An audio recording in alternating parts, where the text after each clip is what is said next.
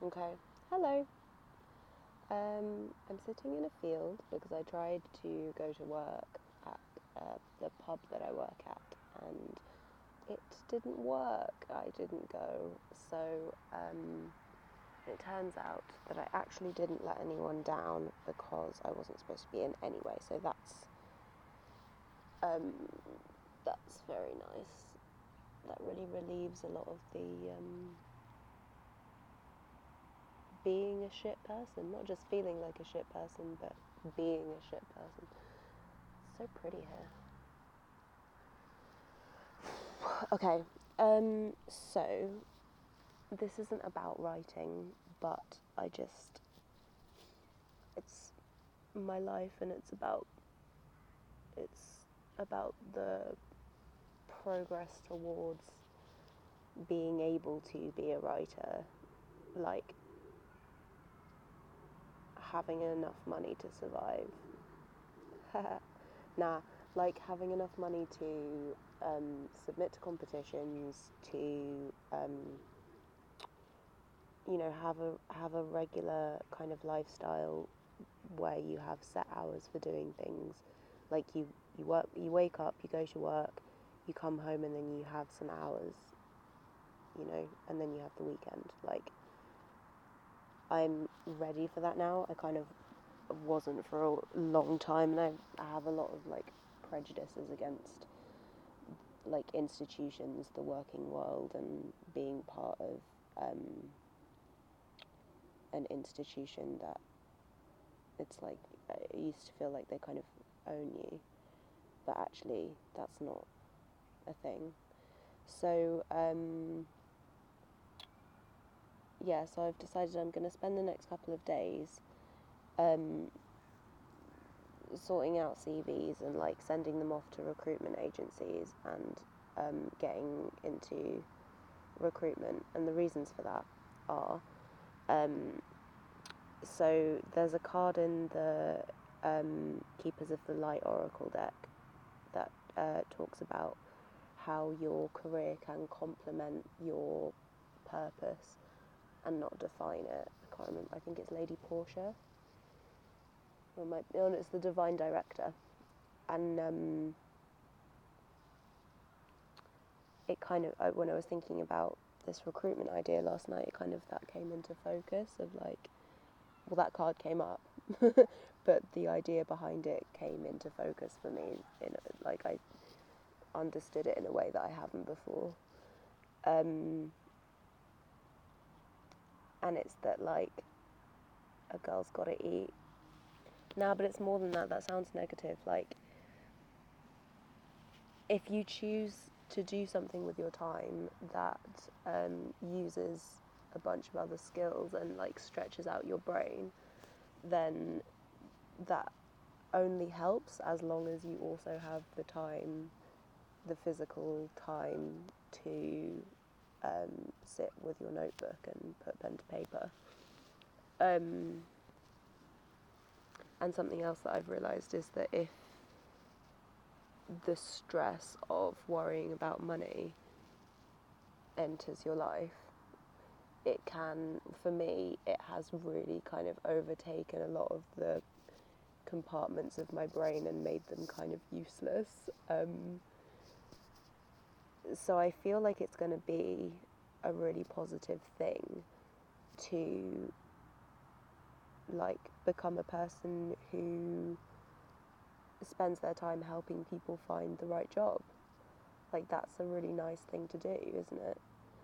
I'm gonna see if there's a channeled message that I'm supposed to do.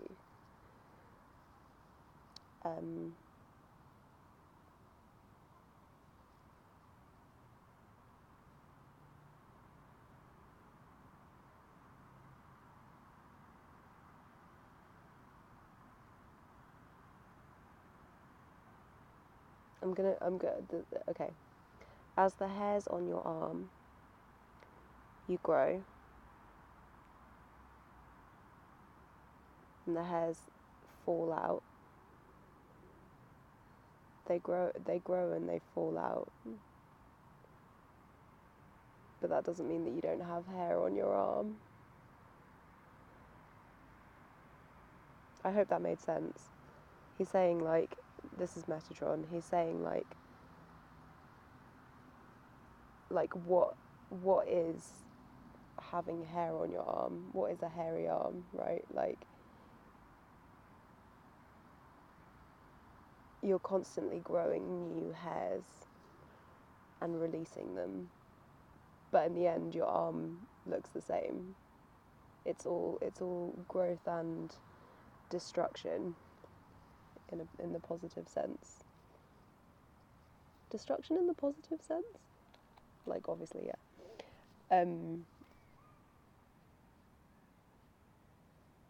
So that, you know, the whole stays as it should be and develops as well.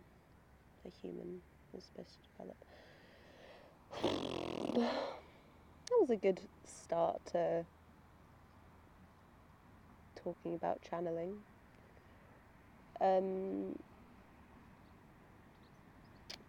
So I do a lot of channeling. It's my therapy in a world where therapy is completely unachievable for most people. Because it's too expensive. Yeah, I just chat to angels and shit. And that's Muriel. She comes on the wind and enters your heart, and she is total love, and she hugs you and holds you, and you can feel her in the wind.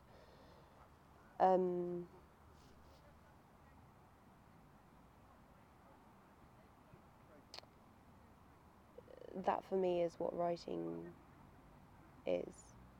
The messages that I get from the angels and the ascended masters are the message that I am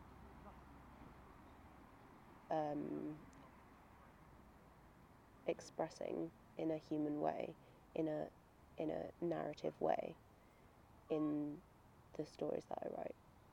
That's the whole purpose, is bringing light, bringing awareness, reflection, showing people problems that they sometimes don't know that they have in their soul, and giving them a way, giving them a logistical kind of process that they can use to heal that problem. That's why I write. And so logically, in my logical business, looking forward into the future, digital marketing mind, it makes sense to bring these two parts of my world together, to have a channel that is about Metatron speaking to the writers. Metatron, like, he speaks to us all the time. Like, that's where the inspiration comes from, is Metatron speaking into your ear and giving you clarity over the things that your higher soul knows. And something I've learned is that you have a bunch of free will over the messages that you receive, and you have to be both in contact with Metatron and the angels, but also with your own higher self and your own base, your kind of core soul beliefs, because your core beliefs are. I have made a distinction for myself between core beliefs and, like, the higher self's drives and desires. Like, core beliefs can sometimes come from, like, karma and shadow, and can be quite destructive for our goals.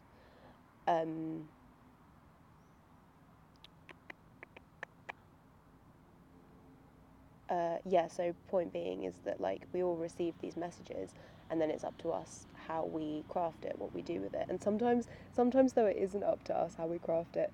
Sometimes, like, a sentence pops into your head fully formed, and you just go with it, you just roll with it. you just you take it as it comes. That's my mantra for learning about how to channel these messages, is take it as it comes. Like a minute ago when I was staring at the hairs on my arm and receiving the sentence, as the hairs on your arm, and I was like, that's a stupid sentence. I'm not saying that. And then it turned out to be a really sick metaphor. So taking it as it comes is a really important thing to part of the craft. It's a like you know, like you take a sentence from an old master of writing or whatever your craft, writing. This channel's going to be about writing. You read like old bits of advice, like Sid Field and like Ray Bradbury was the one that I was loving for a while, and then you those bits of advice kind of stick in your head, and while you're writing, you're like, I maybe some people, but I remember those bits of advice, like you know, don't have somebody simply say what it is that they feel. Yeah, for a while when I was younger, it was like one of them was don't show, don't tell, right? And then it turned into, in my head, to have a bit of fun, I was like, say it, don't spray it. So like every time I'd write bad dialogue, I'd read it back and be like, say it, don't spray it, Frankie. It was funny having a little chat with myself. It's nice.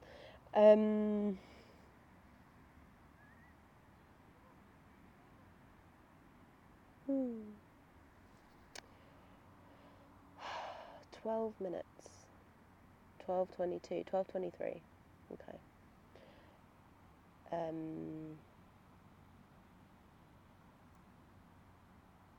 So what's this video about? What am I gonna like? What's the title of this video gonna be? I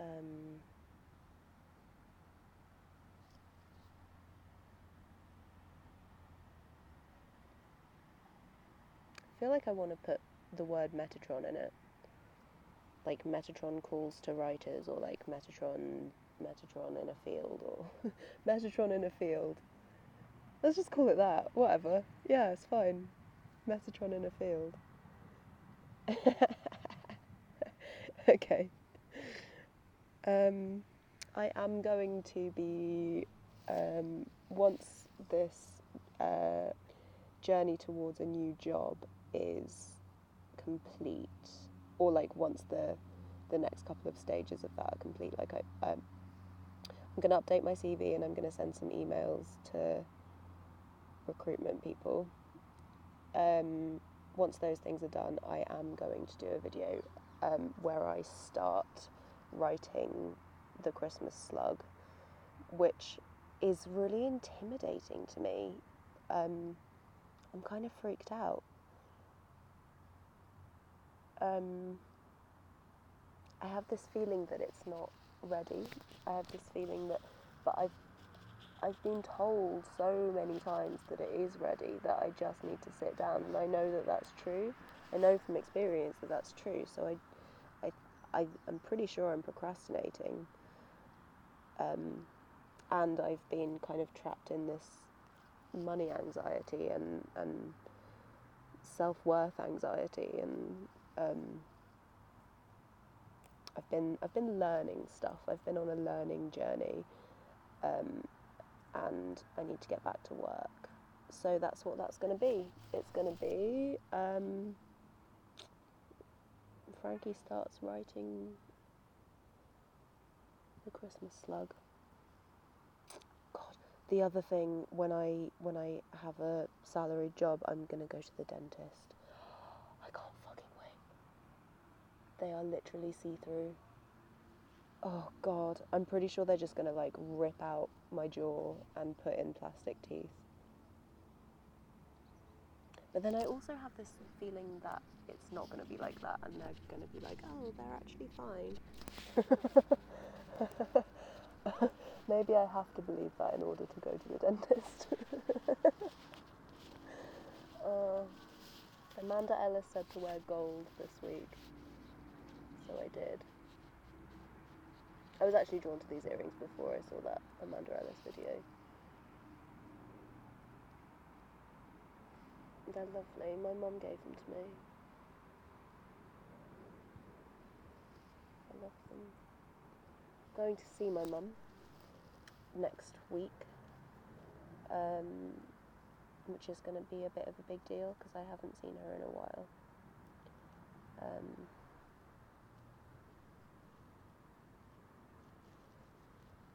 Been healing some childhood shit. Not bad childhood shit, just, you know, everyone has to heal their relationship with their mother at some point, don't they? So that would be nice. Okay, also, if we're sticking around, I'm growing out my hair to its natural colour. And that makes me, I really like it blonde. I really, really like it blonde. Joanna Lumley is blonde. Fucking the other one, Jennifer Saunders. I said that in a way that makes it seem like I don't worship the ground Jennifer Saunders walks on. Jennifer Saunders is blonde. Jennifer Saunders is blonde. Who else is blonde? And yeah, and I think these are all people. I don't know about Joanna Lumley, but I feel like there are a lot of people who have my colour hair who make it blonde, and then because they have blonde hair, they're like more vibrant and creative because blondes have more fun. Was that the first joke in this entire video? God, am I really boring? No. I'm riveting. I entertain myself every moment of the day. What to do? I feel like now is not the time to turn the camera off. Should we go for 22 minutes? What should we talk about, friend? You speak. It's your turn to speak. Wow. Oh my god, really? Huh, and when did that happen? Oh my god. That's heavy, bro. How are you coping? Are you okay? Yeah. Yeah, I get that. Oh, well, I wish you well. I hope hope it goes well. Yeah, you too, man. You too. Alright, much love.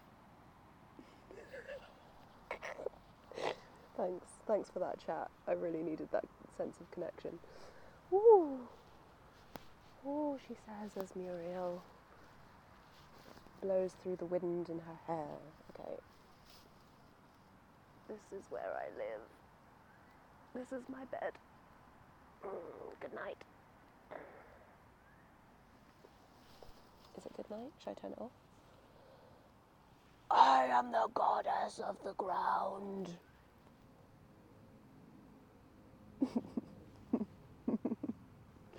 Thump, thump, thump. I hear the sound of writers seeking advice. I have none. I have none, but I will attempt to help you. There you are. Come to me, my little angel muffin. Come to me. Be like the little children. That's how you get to Jesus.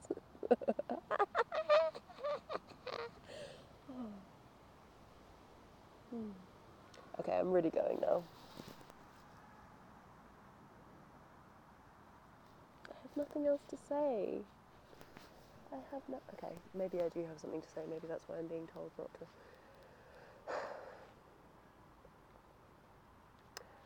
So the other day yesterday I was at work, and I was at pub work, in a different pub that is not my normal pub. It's actually a pub that I went to do theatre tech for a play that I loved. Yeah, anyway, I was having a terrible time, and well, not a terrible time, but my soul was in turmoil, and at one point I walked out and around the corner just to remind myself how easy it would be to escape, and I looked up at the sky and I stood in the sun and I was like, okay, it's still here, meaning like the sun and the sky are still here. And then I went back inside, and then later I went up to the kind of like, they've got this cupboard toilet right at the top, and the window was open like just this kind of perfect amount for my head. And I just put my head on the windowsill and just looked up, and all the stars, and there was just enough space in my field of view, which makes it sound like it was a short, narrow field of view, but it wasn't. It was a really expansive sky. And I can't tell how it was, but it was kind of framed. When I pulled my head back, it was framed perfectly in the space in the window, in the open window. The Big Dipper, which is the system. Yeah, I guess it's is it a system, or is it just the shape that it appears in from Earth? Like, are they actually completely unrelated stars, and they like just look like a Big Dipper when you look at it from Earth? That's really interesting thought. If somebody knows the answer in like 3 years when I actually have an audience, and I still don't know, if I assume I still don't know, and comment below, thanks. And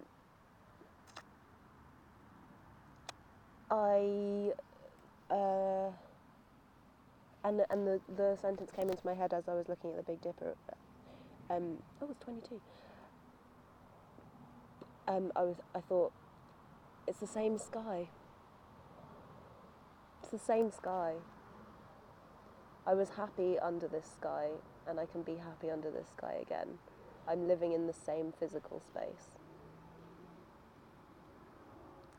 And with that, I bid you adieu. Goodbye.